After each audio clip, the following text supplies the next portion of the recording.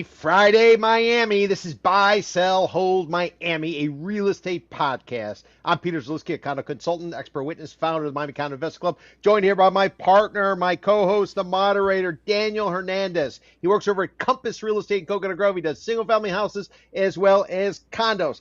Daniel, I got a hack for you if you're trying to save money in this terrible economy. $4 gas prices. We all know how much it costs at the grocery store. I got the perfect hack for you, Daniel. Tell me. So, do you like Asian food? For instance, you ever get a special fried rice, or you ever order any kind of fried rice and they got like that pinkish type of pork? Yeah. Is that the yellow tag? Well, no. What that pork is called is char siu. Now, here is the hack. Char siu. Here's the hack. Next time you go out and you order any kind of Cuban food or Latin food and you got leftover rice, what you do is you grab a couple, and listen to me, a couple pork chops. You grab some pork chops, bone-in pork chops. You get them $2 a pound or whatever. They're organic, they're more. You create a char siu. You slice it up. You take the leftover rice. You throw it in a wok. Add a little soy sauce, maybe some egg, and you just saved yourself $20 to $40, man. Wait, you have a wok? Is that necessary? Like a real wok? Yeah. I actually have three of them. I have three. I got one with a coating on it, so it doesn't like fry up too much. You are so worldly and cultured, Peter Zalewski. I don't want to spend $15 for the special fried rice, so I kind of, you got to hack. What was that place that we like that opened up there on 27? Tasty Go? Big portions. Tasty Go. Well, you know who just did a posting from there? Our guy from Barstool, the one who's going around, you know the rules with a slice of pizza. Now he's branching out. He's eating all the pizza and he's doing Chinese food now? Now he's doing Chinese food. He just did one. He did like a 3-minute spiel about Tasty Go. 27th, everybody in US 1 took over the former site of the pizza joint called Groovy's. That place was awful. That was some big sizes, greasy crap. But they were big sizes. All right, everybody. If you're just joining us for the first time today, this is Buy, Sell, Hold Miami. We are episode number 64. It is the hottest days of the summer. God bless you if your AC crapped out. I'm sure everybody in the HVAC industry is all backed up about that.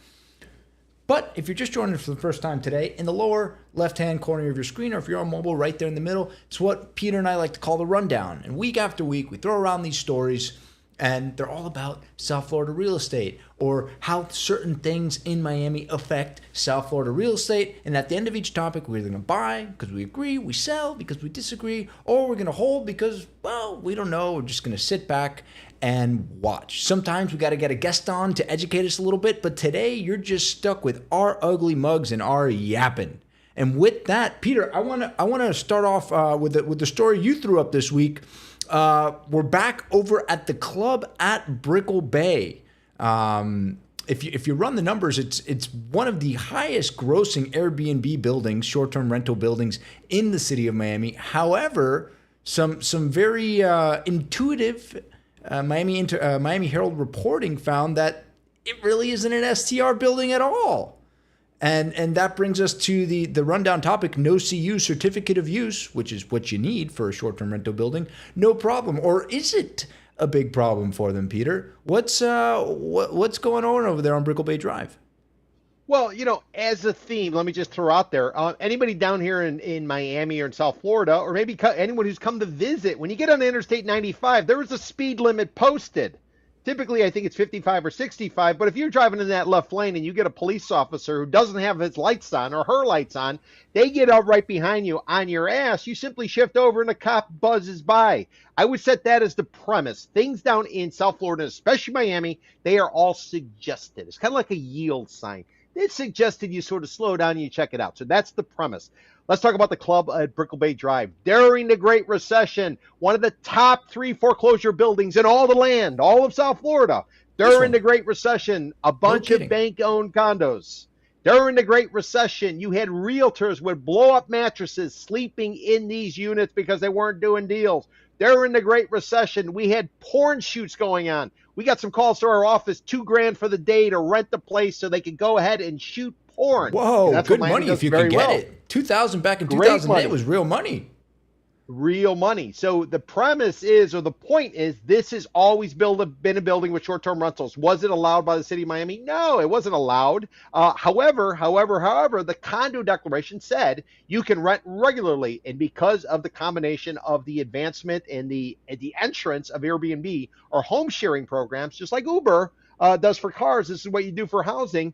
Because of that, as well as very open-ended type of condo declaration, which was put in place by a a developer who's now passed, called Tibor Hollow. Because of that, this has always been a cash cow. This has been a building where everybody bought into it for that particular reason, short-term rentals. Now, what's happened is bunch of NIMBYs, not in my backyard, people who bought into the unit, they don't like the play that's going on. They're bitching and moaning that partiers are coming here, driving up rents, which, by the way, are driving up valuations. So they went and they started bitching and moaning, and Commissioner Damian Pardo, who represents the area, he supposedly got up somebody's ass. Now the club at Brickell Bay is suddenly being told you need to cease and desist. But Daniel, just like when you drive on I-95 and that speed limit is posted, I will take the over. I say the city doesn't have a leg to stand on because of the usual hustle. The way you run an Airbnb in Miami in a building where it's prohibited, you simply put up a shill, a bait and switch ad. Somebody calls up, they reach out, you tell them, listen, I think it's booked, but I got an alternative. I haven't advertised yet, therefore I can get you in. Daniel, the way they find it is somebody either rats you out or, good luck proving that, or they search the listings. If you're not popping up in the listings, City of Miami can't do anything except rattle its saber. And we know how well that goes. Just look at Interstate 95 driving. So I want to look at the Miami Herald story, because that just hit the wire a few hours ago, right? And That's right. what the investigation's uncovering, and nobody's filed anything in court, nobody's making any crazy allegations, there's no charges, but what that investigation has found is that there are no certificate of uses. And so to just to give everybody context, in order to rent something out on Airbnb, you have to have an inspector come in and make sure that, you got the fire detector and the carbon monoxide detector. Nobody was doing any of this. And the city doesn't, let's be real, the city doesn't have the teeth or the resources to go around and enforce this. But what they will do is they'll investigate any calls that come in. And the calls are very well indeed coming in, because this has been on the front page of the Herald no less than 3 or 4 times in the past few months. And what they've found is that there aren't certificates of use for a lot of these units. And when I say a lot, I mean like hundreds of these units. 600-something unit building, 500-something them are on Airbnb. So we look at the club. The club's just one building, folks. There are a lot of buildings that permit Airbnb, supposedly. So how many owners actually have these certificates of use? Because if the city's not really enforcing it and they're only investigating it when a NIMBY calls up, then nobody's doing anything. And I'm sure Airbnb's got some lobbyists down here that are telling the city, just let the boys play.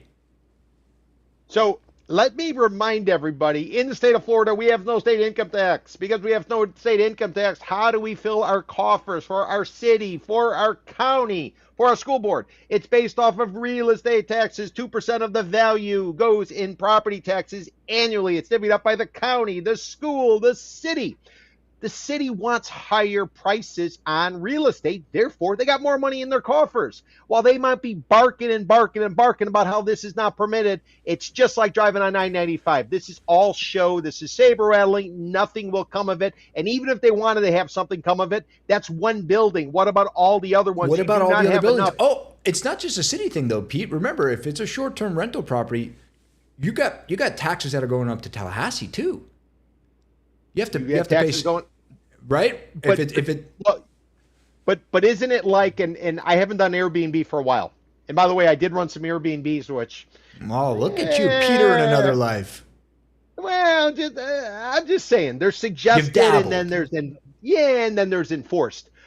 But what I would sort of tell you though, in terms of the the Airbnb component, think about it, everybody. When you're ordering on Amazon, let's say you go on Amazon, let's bring in Jeff Bezos, who's been down here, not here because he wants to set up a business, because he's old and retiring. So I don't want to hear all that. Oh, Jeff Bezos is here. He's retiring. He's old. But that's a different story. But Daniel, if you order something on Amazon, you know what? They're going to hit you with a tax. You're going to get hit for a sales tax when that package arrives. Why isn't, or why doesn't, or why can't Airbnb, assuming they're not, why aren't they simply paying the tax? So Tallahassee, they'll get their money. I'm not worried about that. I think really what this is you have a bunch of NIMBYs who moved into South Florida, moved into Miami, just like when we had Ultra going on. Everybody bought on Biscayne Boulevard across from Bayside Park where they did the Ultra, and everybody bitched and moaned about all the music. You knew what you were getting into. That's why the area was hot. That was hip. And by the way, if you don't like the club, sell. Somebody will step up and buy you out based on what? Your short-term rental revenue. Yeah, by the way, as old and, I'm going to take a little leaf here, but as old and crappy as those units are, they're selling at a premium because they're being Airbnb. You do just get the certificate of use. You can get it. If it's in the condo deck and it's allowed in the condo deck, then all you got to just make sure you got the smoke detector. Make sure you got a little sign that says this is where the fire escape is. Go through the steps. Do it above board, and nobody's going to tell you otherwise. By the way, if everybody wants to be in the club and all these people are getting cease and desist from the cities, now all of a sudden supply and demand, you got a unit where your neighbor can't do it. So prices go up. But I would say some people, and I don't know if they are, but I would suppose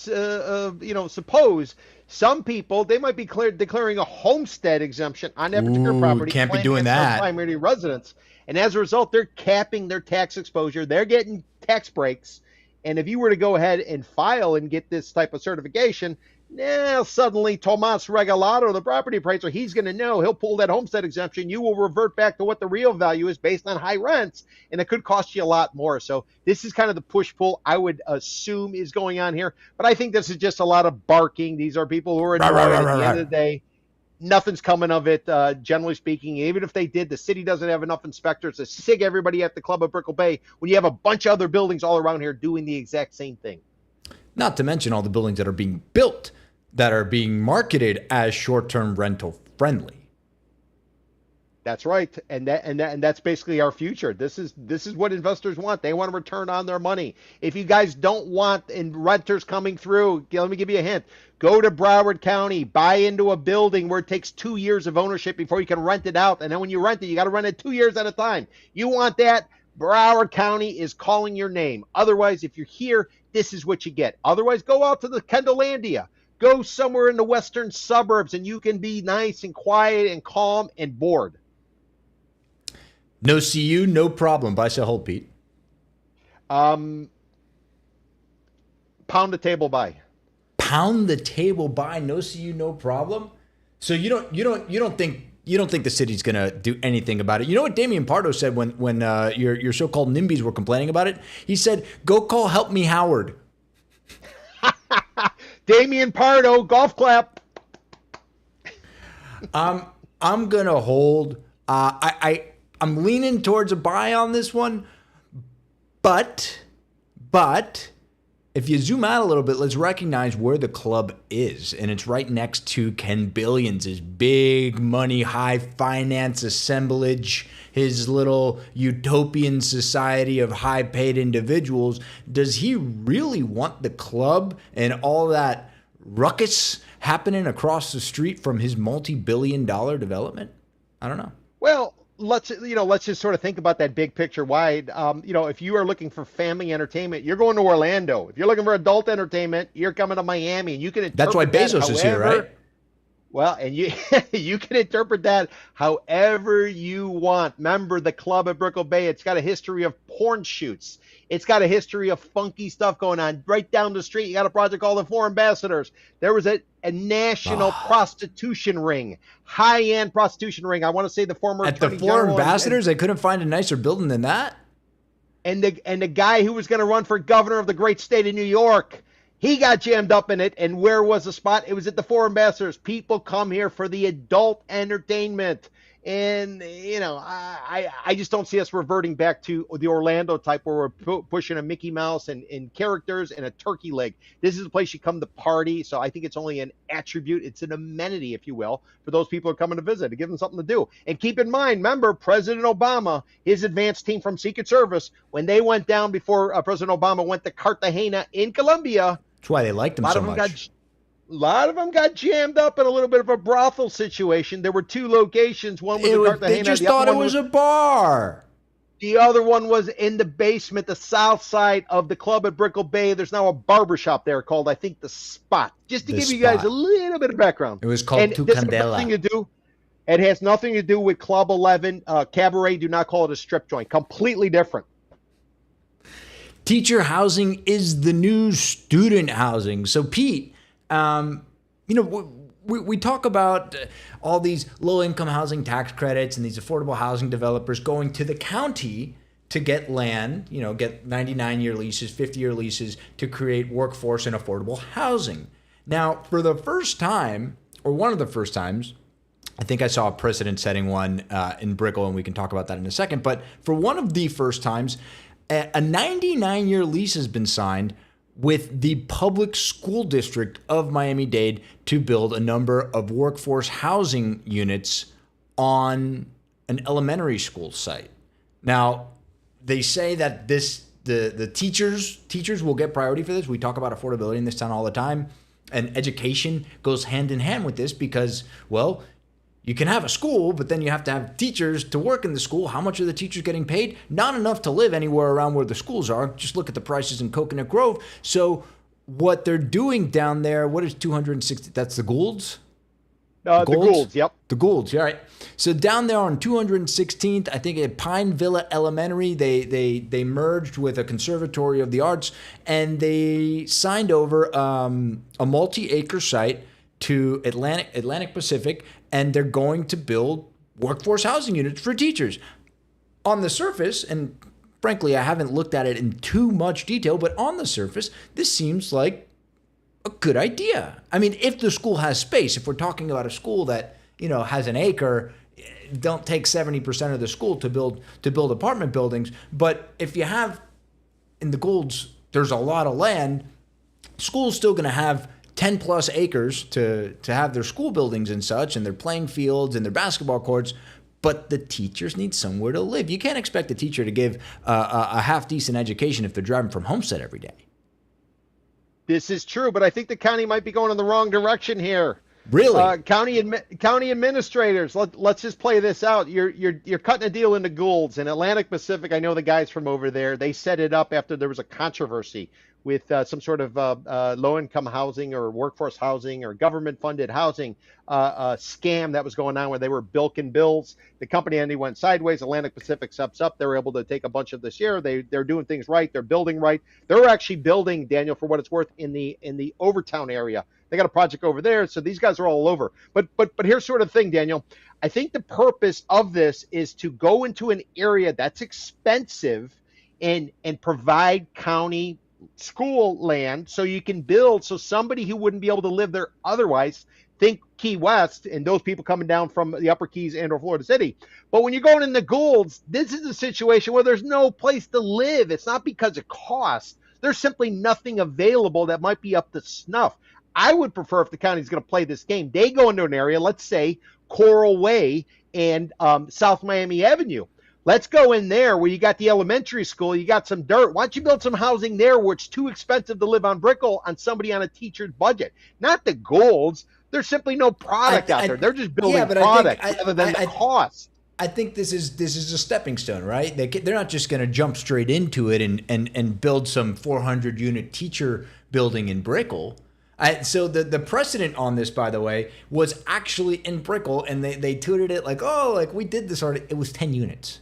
Drop in the bucket. Like, really? 10 units? That's what you're making a press release about? It costs you more to put out the press release and build the freaking units.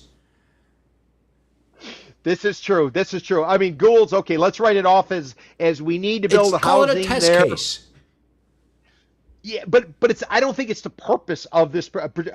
Me personally, I don't think it's the purpose. And Daniel, let me throw something out at you.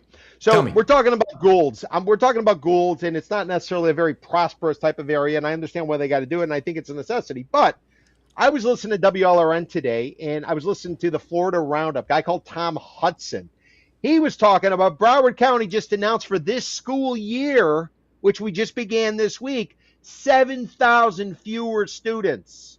So if you got fewer students going into public schools and they're all taking They're their, going to the their charter schools. voucher and they're going to charter schools, does this really make sense? Now, I would imagine over on Brickell Avenue, Coral Way and South Miami Avenue, that elementary school, you do something there. That would probably make sense because you're probably going to be able to use it. But the Goulds, who's to say it's not a school that ultimately gets shut and it's not properly, politically something that the politicians would want to say. But if we're looking at the contraction and the closing of schools, why are you going down there and building housing? Or is this maybe a Trojan horse where suddenly we go ahead and we build it, the school gets shut? Oh, shit, what are we going to do with it? Market rate apartments.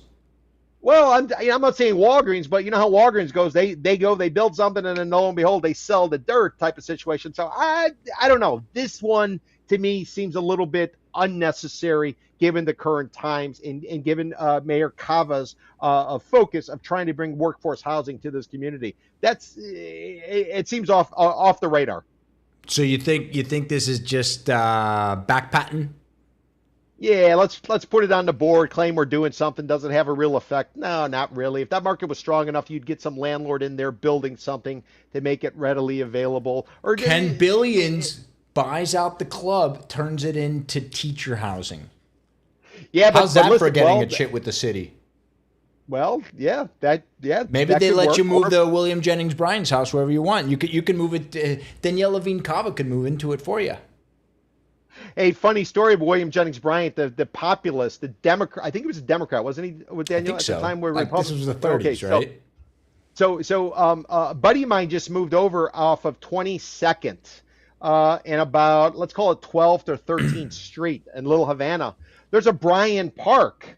So I was looking into it, and it was actually named after the populist William Jennings Bryan. Really? And that whole subdivision, they gave him some free dirt so they could use his name. So if you guys ever driving around there, you remember when they were giving free dirt away in Miami?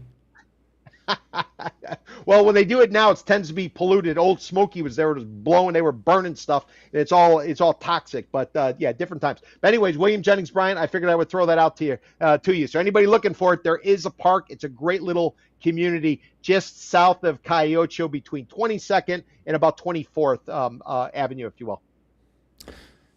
Buy, sell, hold. Teacher housing is the new student housing. You selling?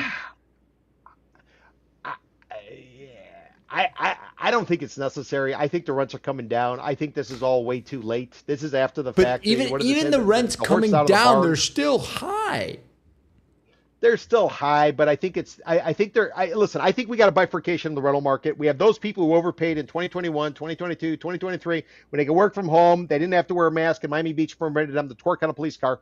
They are charging a certain rent. And then you have the people who've owned for a while. They're charging a different rent. And the difference, Daniel, is dramatic on the rental side. You might get some guy asking you 4 G's a month, and somebody right down the street could be looking for $2,900 a month. That's how much of a great divide we have. So our rent's high because they're justified, or our rent's high because somebody overpaid and they're trying to cover their nut and they don't want to subsidize somebody too much. So, but look at what's going on in Edgewater with these luxury rental buildings that Galbut's putting up. He's getting $8 a foot per month.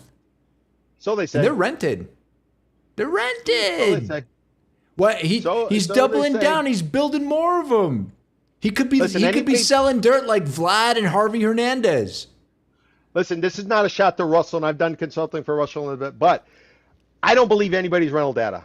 Tell me what the number is. I will take the opposite side of that trade. There is no way to verify what rental data is. Okay, so even if he's lying and he's pushing it up 20%, that's still over $5 a foot.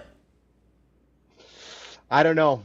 What was it? Last winter I did that report and taking a look at rentals, and what I found is give us $500 security and pay the first month rent and come on in. We don't need first, last. Oh, the concession. I'm not arguing the concession thing. The concession thing is crazy. I mean, there's no first, last, and security anymore. It's like, hey, you got a pulse? Move on in.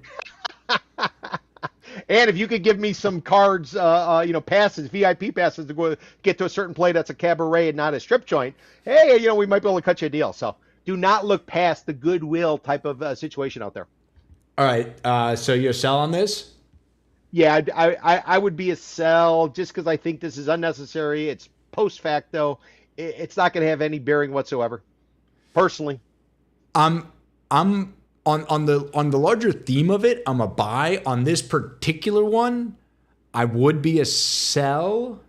I'm buying the theme on the example out there in the golds that we pulled out. I agree with you. What, like, all the way down there? If you really wanted to get a headline, I think you're right. Put it in Shenandoah. Put it on Coral Way, where people actually want to live. Would make a lot more sense, wouldn't it? I'll tell you a place where they can put it, Daniel. There is a grade school right on, 29th Avenue in Wynwood area, right before you get to the I-95 on the north side. There's a school there. They got plenty of dirt. They got plenty of recess area. Why doesn't the county build or work with a developer? Somebody would definitely build in the Wynwood area, wouldn't they? I don't see why not. Now that Ken Billings is going to come out and buy mine, I'm kidding. That was just a rumor, guys, and everybody said no. So if both parties said no about a rumor, it's definitely not true. Absolutely, you're right about that. Absolutely not true. Peter, the market will fix condo reserves, and this one's a bit late, guys. But we were talking about the outcome of this for quite a bit. But was it on August 1st, Peter, that the full review thing came into effect, or was it August 3rd? The 3rd. It was the Monday. Yeah. It was Monday the 3rd. Oh, and by the way, everybody, before we go on, the name of that school in Wynwood, Daniel, let me get this right. Enieda M. Hartner Elementary School. Take a look at it, everybody. 29th Street and Northwest 5th Avenue, a block. So they need teacher housing there because they have teachers there that need housing, right? Every elementary school has teachers that need housing. I get you. Know how many towers you could put up there? So why are you going to the Goulds? This one makes a lot more sense, everybody. Sorry, Daniel. I think to be a little defensive for the school district. Maybe they're just trying to get their feet wet. They're not in the business of doing real estate deals. They're in the business of negotiating with the teachers union. Well, let me tell you what, though. They did a hell of a good deal on that Fisher Island site where they jammed up a developer, including George President Russell Galbert, who think they're going to get a certain amount of cash for those fuel tanks. And I know we're not supposed to talk about Fisher Island again, but the county knew how to negotiate that one by letting them swallow the hook. No, but it was a school board who negotiated, is what I'm saying. Yeah. But I'm saying, but some governmental officials. Okay, fair. All right. So the full review, limited review thing. Anybody who lives in a condo, pay attention. This is a big deal because if your condo does not have reserves, this is bad. This is really bad. Call your condo board president, get the finances, get the budget, say, where's the money, Lebowski? Because if you guys are not funded, you cannot, your buyers, if you're going to sell, your buyer's going to try to go get a loan. You're going to go out under contract, and there's going to be a financing contingency. It's usually 30 days, and they're going to go apply for a loan, and they're not going to be able to get one. And we're going to see what this does in the market. We're really not going to see the consequences of that effective date, August 3rd, probably, Peter, 6, 8, 12 months? Yeah, I'd say probably next summer is when you really start to see it, because a lot of people who do need to get out, they're going to try to get out this winter, probably November. They've already taken their condos off the market. Daniel, we got less than 23,000 units on the market right now in the Tri-County, South Florida area. It's come down dramatically, and I think a lot of people, because all the local offers are coming in. Yeah, they're delisting. They're going to come back in November after the election. They're going to try to do it then, and I think that's at the end of next winter. Call it May, April, May. That's probably when we really start to see the repercussions. So for anybody who's just joining us for the first time, this is, again, particularly a big deal. In 2021, Surfside condo collapse, Champlain Towers, 98 people lost their lives. It was tragic, and it coerced the state's legislator to pass some very austere financing laws for condos. And it's a very good thing. It forces condos to be transparent. It forces them to submit all their paperwork to the county portals. Are they doing it? Most of them are not. Or maybe not most of them. A large share of them are not. probably 50%, close to 50%. We've taken a look at the finances. They're not audited. We've taken a look at the reserves. They're not funded. And so these are the buildings, guys, that will be on this sort of blacklist. And Fannie Mae does, in fact, have a blacklist. They had a blacklist before this full review law came into play effective August 3rd. And the numbers for that blacklist that isn't published, it got leaked to an attorney up in Boston. And so your lender's going to email that attorney and he's going to basically tell them you're on the blacklist or you're not on the blacklist. It's very opaque in that sense. But this lender letter, LL 2026-03, because it was dated back in March of 2026, it requires buildings to hold 15% of their operating budget in reserves. And if they don't, they're on the blacklist. So even Daniel, that'll be January 2027. That goes in January 4th, right? That goes in January 4th. Yep. The limited review, the streamlined review, which they used to call it, is now gone. So all of your lenders have to actually work and they can't just rubber stamp your loan approval. Yeah, they're going to look at your background. They're going to make sure you have good credit and you make enough money. Yeah, they're still going to do that because they have to underwrite you and see how risky you are as a buyer, as an individual. But now they are being forced to look at the building's health. And if the building isn't healthy, then you cannot get that conventional loan. By the way, you can still get this doesn't, by the way, guys, this doesn't affect like VA loans and other types of loans. I'm just talking about a Fannie Mae, Freddie Mac mortgage. There are other financing options. You might have to pay more of a big. You might not pay 6.5% or 7%. You might be paying 8% or 9%, or you got to go hard money. God forbid you went pre-construction condo, and now you got to go hard money because a developer told you one thing and they delivered another thing. Also a possibility, right? So when we're talking about this blacklist, prior to this full review law coming forward, on this blacklist, per the Wall Street Journal, this is nationally, by the way, 5,175 condominiums and HOAs on the Fannie Mae ineligibility list nationwide. 28% of them, or 1,438, are in the state of Florida. And about 700 of those are in the Tri-County, Miami, Palm Beach, Broward area. Guys, we're number one. That's a lot. And this is before this law came into play. So now, woo. And when this happens, right?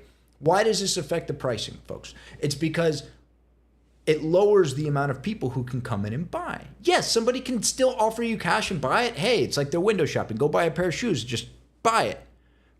But a lot of people still do get financing, especially when you're getting into the lower tiers, right? If we're talking about a $3, $4, $5 million place, sure. Lion's share of folks are buying in cash. We're seeing it. Everybody likes to say it. Whoop-de-doo. But what about the $700,000 or $800,000 condo in Brickell at the club, for instance? Is the club going to have warrantable status when all the smoke clears here, Peter? What do you think? Well, they'll probably be able to get the reserves. I think there was also, too, an adjustment in terms of how many units can be owned by people who are not declaring a homestead or it's not a primary residence, because that was always a big catch. Right. Yeah. What's the threshold there? Does it have to be like half? Yeah, I think now it's 50%. Where in the past, and don't hold me to this, I think it was 25% or so, and then you had to get a special exemption in order to get it. But basically, everybody understand how a bank provides financing.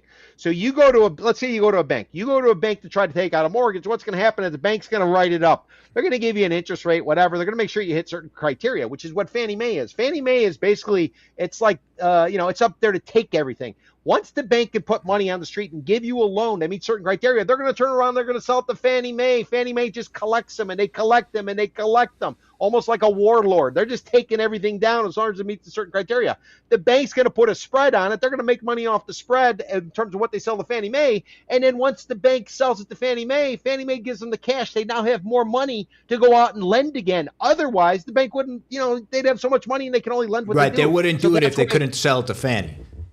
Yeah, so Fannie's a secondary market. You need somebody to move it to. You got to be able to hustle. The bank is the retailer. Fannie Mae is the wholesaler, if you will. is the way to kind of look at it. So that's why whatever Fannie Mae says, banks are going to do it unless they are lending off of their own, and they're going to portfolio it, which is what they sit on it. And why would they sit on it? Because it doesn't meet the Fannie Mae criteria. So this is really a critical time for anybody trying to get financing. And keep in mind, if you building is not being financeable, that means you get all cash people. All cash wants a deep deal, a deep discount. You ever go into a car place, you try to buy a car, and I haven't had one since 2013. But if you go to buy a car and you ask them, what is the sticker price?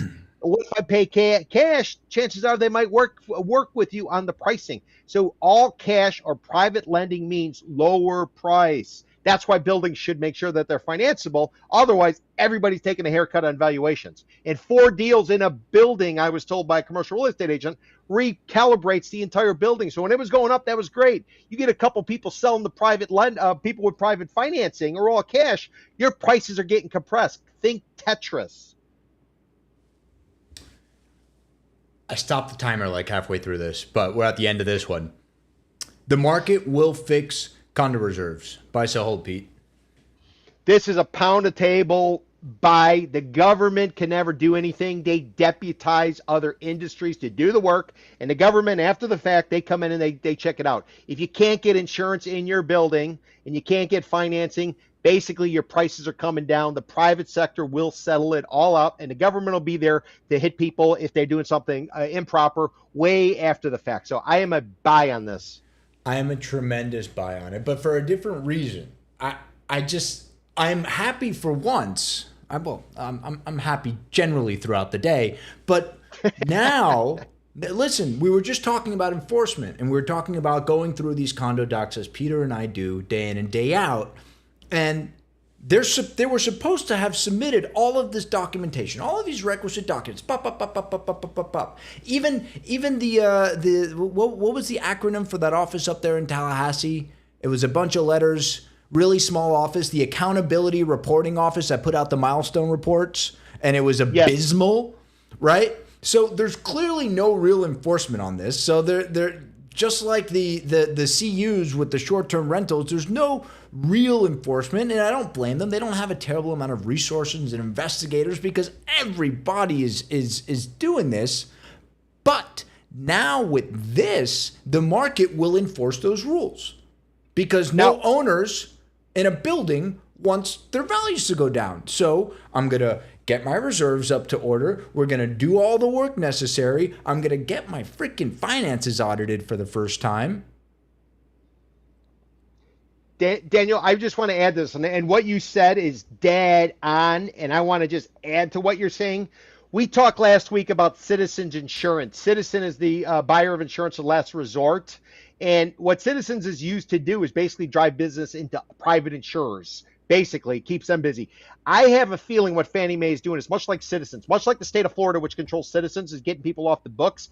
I think what Fannie Mae is doing, based on what you're saying and what I'm seeing, they might be trying to drive the financing into the private sector, because if the market goes like I think it's going to go, like they say in Tampa, tits up, Fannie Mae's not holding it. Now you got private lenders who are probably holding the exposure. So Daniel, you raise a very interesting point. It made me think. I could be wrong. I haven't thought this out, but it does make a lot of sense. Get it off Fannie Mae's books, which is partially government owned, and put it on the books of private lenders, private equity and hedge fund types. It might be just a proactive approach to deal with what could be a reversal of 2021, 2022, 2023.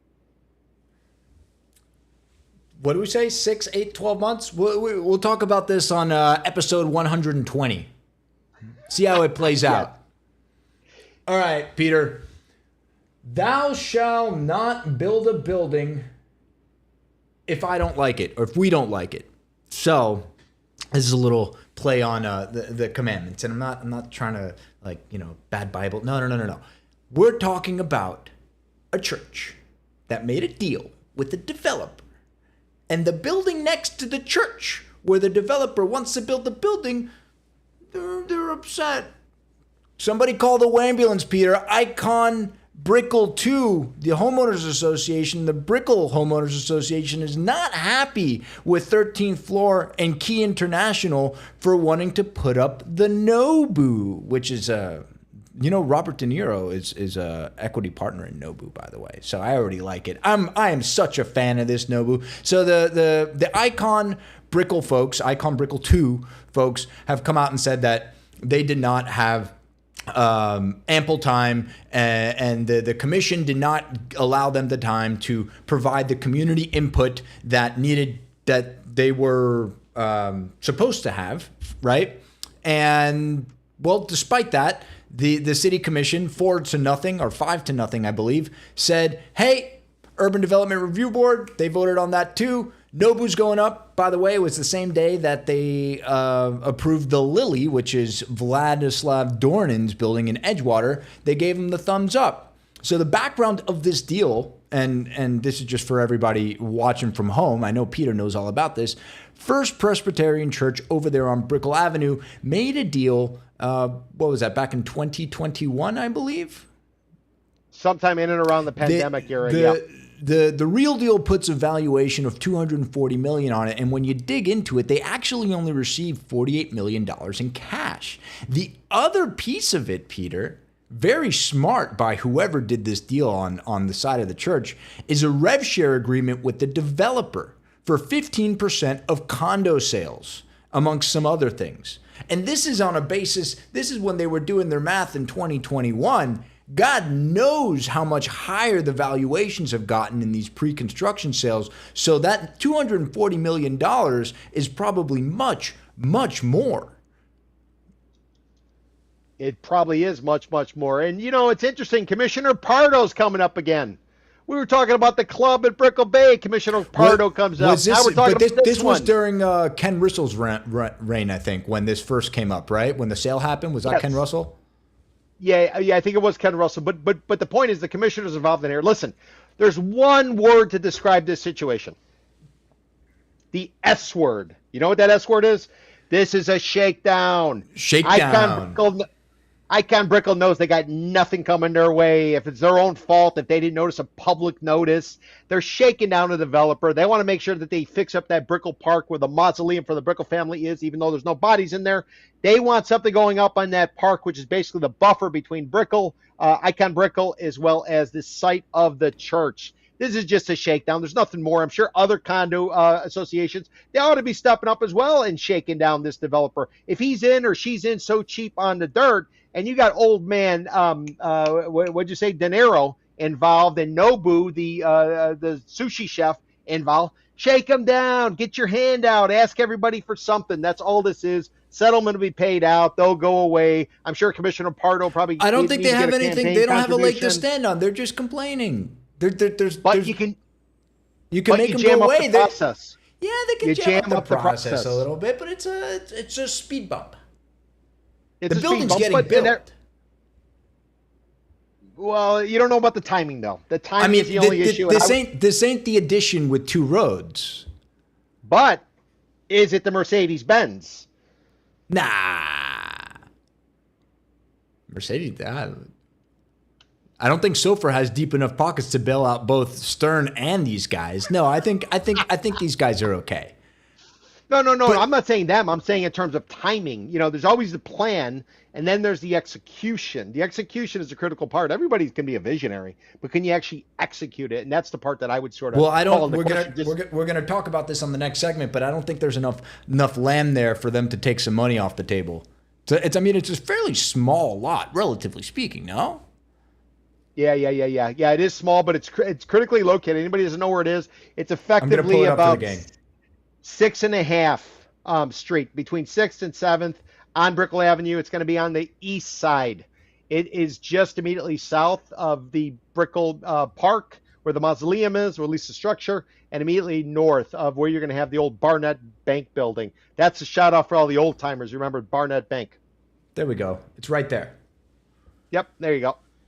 So, but the park is part of that, right? Brickell Park, no. Brickell Park is, as far as I know, no. Happening is, but the Brickell Key, not Brickell Key, the Brickell Homeowners Association, they maintain that park. Who maintains the park? Is it the city? No. That's City of Miami. That's City of Miami. Yeah, and so just so everybody knows, so this particular site where Icon Brickell is, you guys are all looking at it. Just on the north side of it is the world's most expensive dog park. That's where the Miami Circle is. So they paid about $18.5 million 20 years ago for that, so dogs could run around and leave their remains. Poop. And then we It's got called poop, Peter. Icon Brickell. Yeah, okay. Their Then remains Icon would be Brickell like if goes they up. died. Leave their remains. Well, they leave their dog prints. And Their then dog and then prints. And then you got Icon Brickell, a project with about 1,800 units, 3 buildings. A project was ultimately an albatross for a guy called George Perez of the Related Group. Got into all kinds of problems, giving the keys back and trying to sell the units. The fallout between Related Group and Cervera Real Estate Service at the time, where Fortune steps in. So you got that history. Then you got the mausoleum site, Brickell Park, and then you ultimately run into the church site. And next to that is going to be the Barnett Bank site. Daniel, I'm just wondering, you ever hear of a TV show called The Brady Bunch? Yeah, Marsha Brady with the what was that, 60s, 70s? Yeah, well, they had a famous episode. They go to Hawaii and somebody finds something and they move it, and all of a sudden they got bad luck. I'm just sort of saying, let's take a look at this site where the Tequesta Indians, the Aboriginals. You think these guys are going to start digging and find some archaeological remains? I mean, coin flip could happen. Everybody else is finding them. Well, I mean, listen, you got the Miami Circle, then you got George Perez of the Related Group, and he goes tits up on that project where he's Well, basically got to give didn't they found some on the Baccarat site too, or was it the Viceroy? I know they're right next to each other. Baccarat and Viceroy, yeah, it was that. And then you run into the Brickell Mausoleum. Everybody, Old Man Brickell, William Brickell, and Mary Brickell, when they met out in Victoria, New South Wales in Australia, when Old Man Brickell was looking for gold, he didn't find it. He'd open up a hotel. He ends up meeting this English woman living out there. They come here, they set it up. Their trading post is right over there where the Miami Circle is. So you got a lot of history here. You got a Tequesta Circle. You got a mausoleum site. You got George Perez and the Icon Brickell being a disaster of a project. You got to, and now you're going to take away a church. Maybe the church was the balance. I'm not going to get into conspiracies, but you got to think about the Brady Bunch episode. I say this tongue in cheek, but.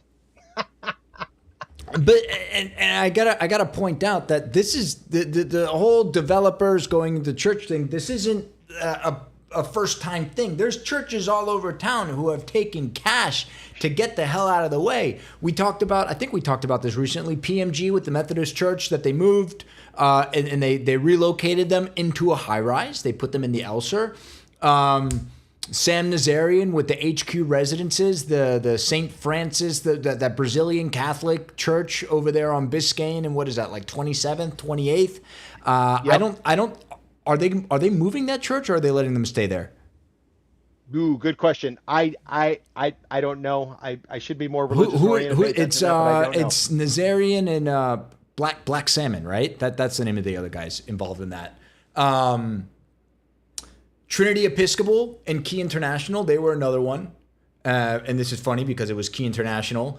And then what else did I write down here? The Christian Science Congregation sold its 1925 Classic Revival landmark for $6.25 in 2013. It flipped for 14 and then traded again for 20. So I'm nothing still has gone up on that. Don't forget up there in the Design District, on the way to Buena Vista, right in and around the Design District, northern edges of it, on the east side, there was a church. Condo developer bought that out to go ahead and build something. Never ultimately put up anything over there. Then you got the religious or the Catholic school that was going up there in the Buena Vista area, type of area, on the way to 79th Street. What was it? Cardinal? I'm blanking on the name of the school, the high school. Wasn't that also sold to Daniel for some sort of condo development? There was a church component. Wait, you're talking about Curly? Yeah, there you go. No, but no, that one fell through. I think the Archdiocese still owns. Yeah, they never. It was called the Avenues School. Remember when we had Josh Dallenbert, the school teacher on the show? We were talking about that. I'm pretty sure the Archdiocese still owns it. These guys are going to come in here and build this super hoity-toity $50,000 a year school, and nothing really came of it. I think it's like 15 acres over there on the wrong side of the train tracks up there in the Morningside area. Yes, and it's right by the MacArthur Dairy and all. Yep. There you go.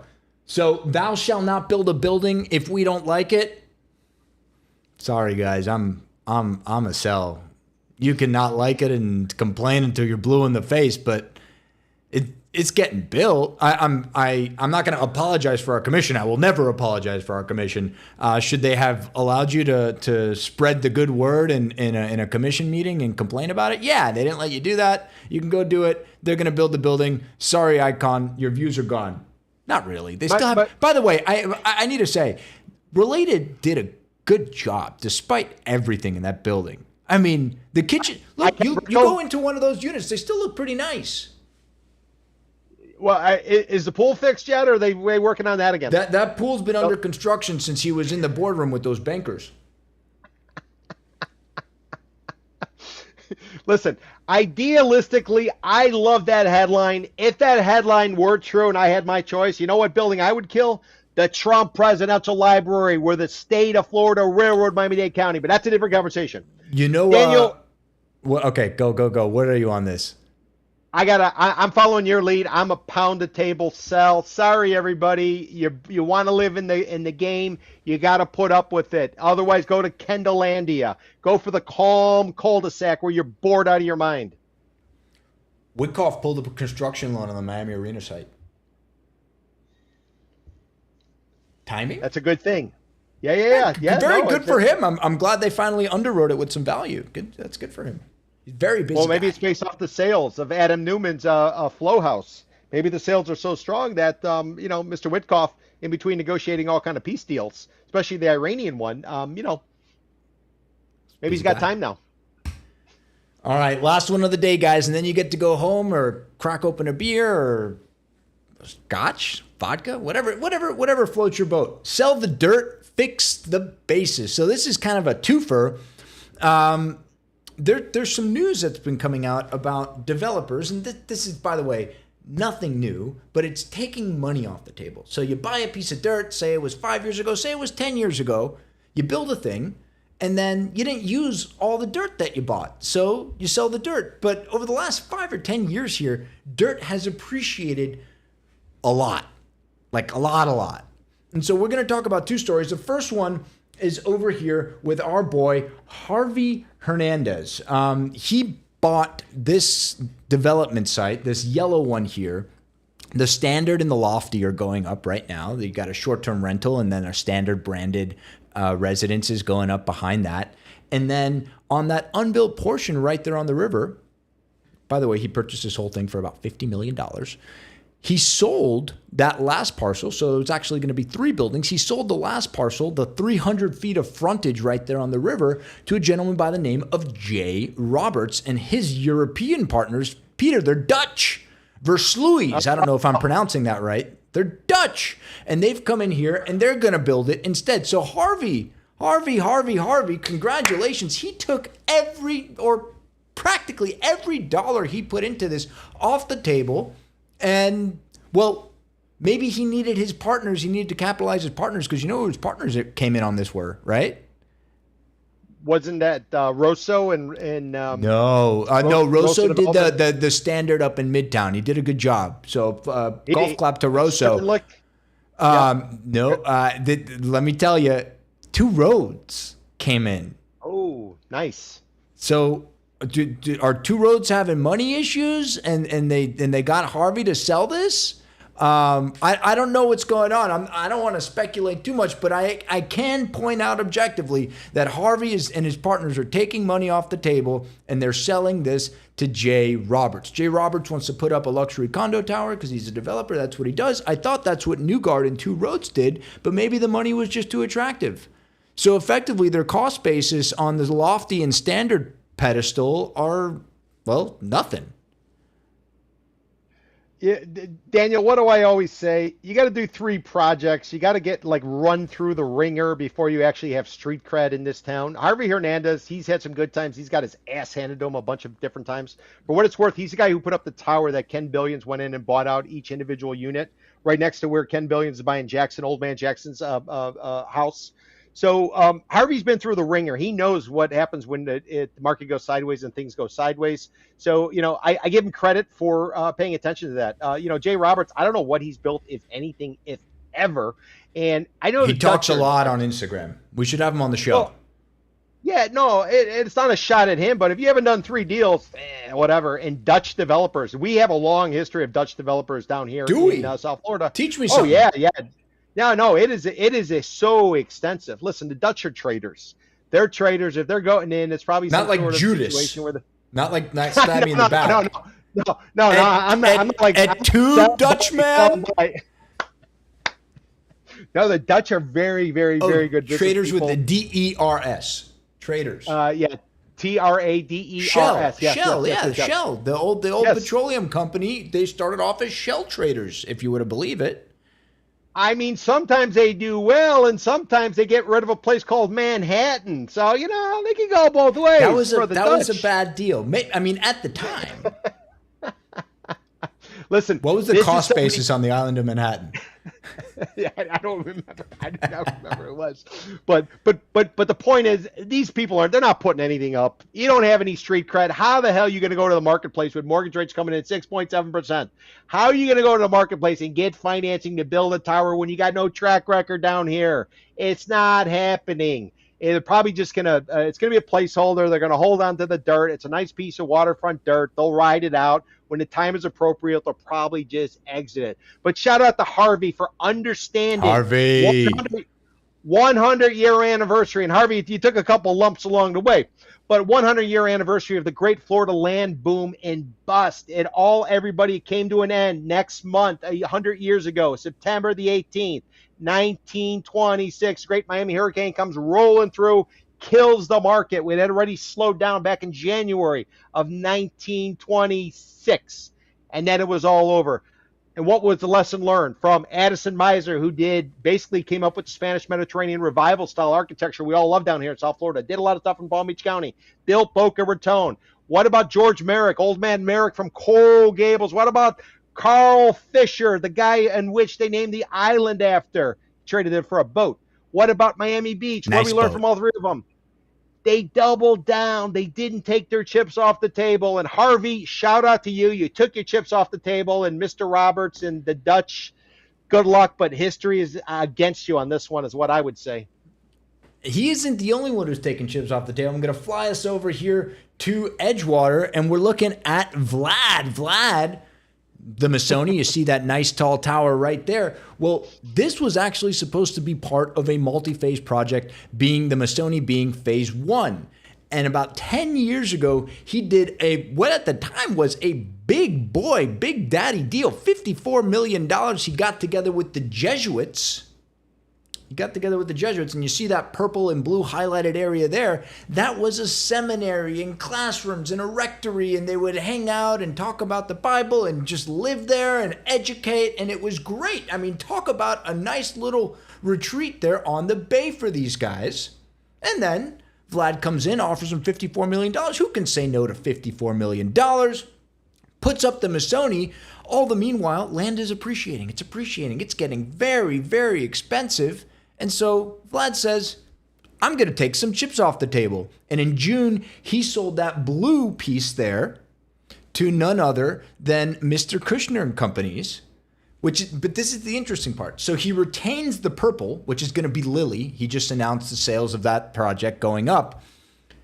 His partners on this, Kane International, the boys out of London, jolly old boys, they're on both sides of the deal.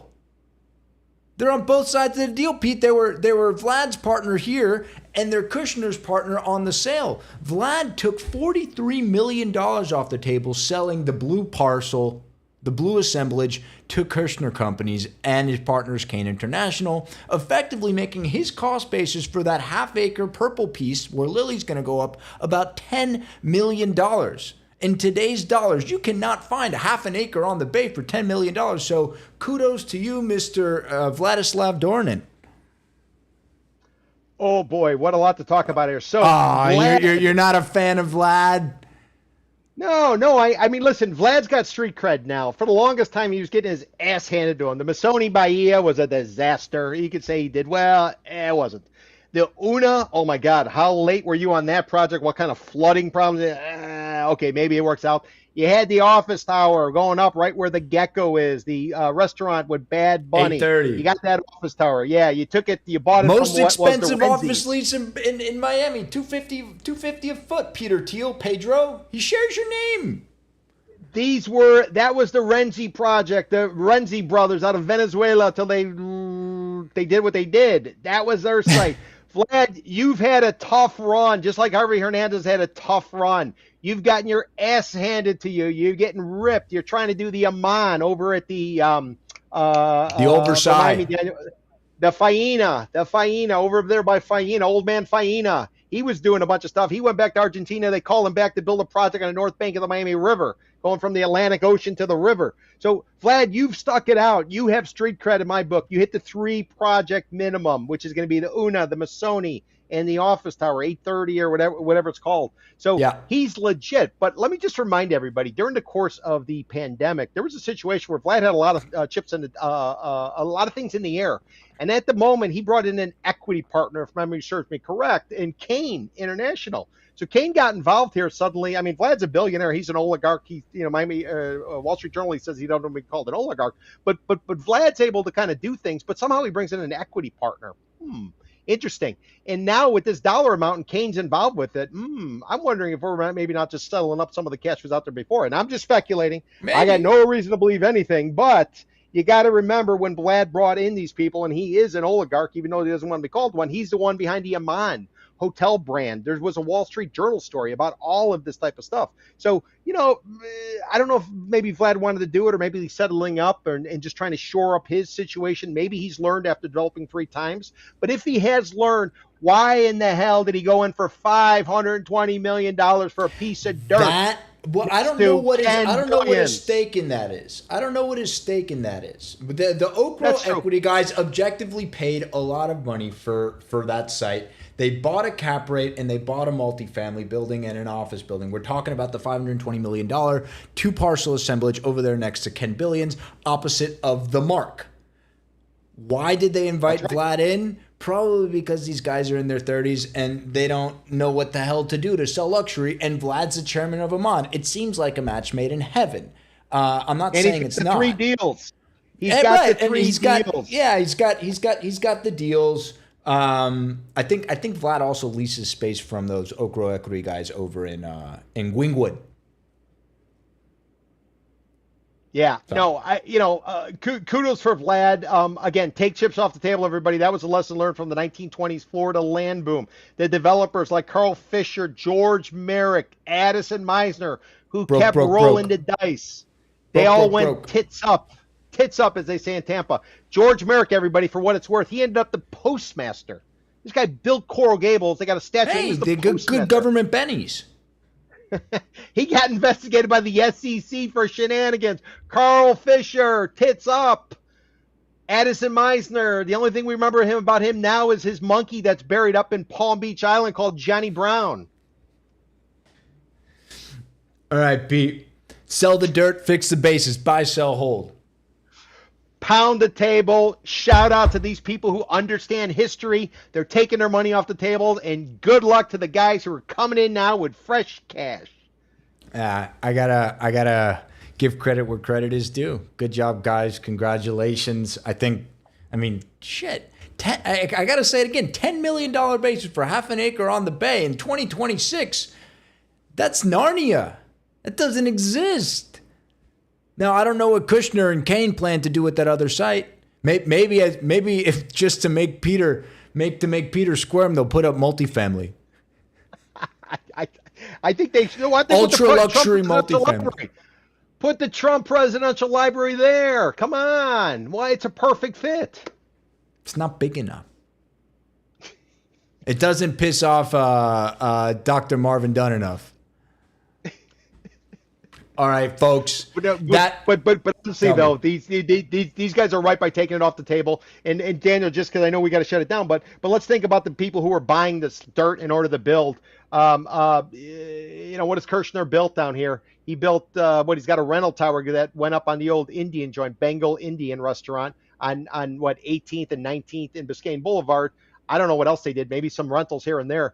These guys are not serious developers. Not to say they won't be, but they haven't done anything before. And what's happening? Developers who have a track record, they're taking money off the table. This is like what Ugo Colombo did when he sold off the site of Epic East to a grocery store chain company out of Argentina who put up the Aston Martin. And we all know how that ended up, according to press reports and lawsuit filings. Allegedly. Well, there you go, guys. Next week, we got episode number 65, but this is episode number 64. We hope you learned something. Have a good weekend. Be safe. Crank up that AC and don't turn it off in the middle of the day, because if you turn it off in the middle of the day, then it'll never cool down for the nighttime, and nobody wants to sleep in a hot bed. But with that, I'm Daniel. That's Peter. See you next time. Thanks for joining. See you, Pete.